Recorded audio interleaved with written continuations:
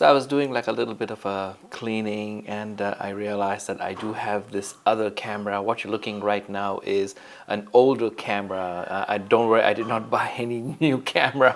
This is an older camera, and it is the Sony Mark II, the Sony Mark II, and it's a great camera.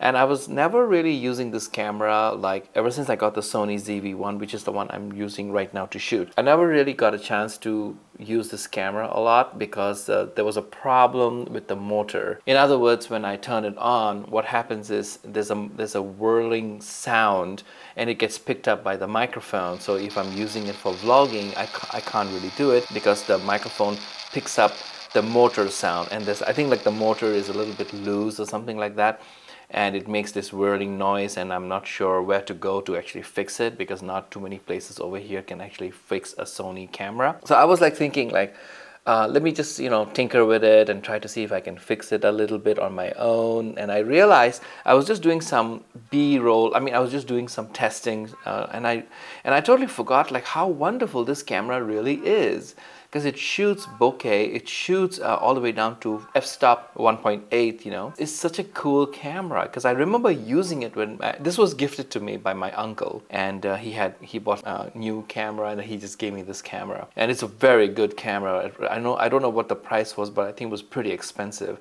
but it had, it developed this motor noise.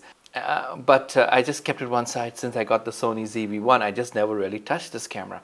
But then today I was playing around with it, and I asked myself, saying like, hey, listen, it'll be nice to start making videos where I have A camera, B camera, something like that.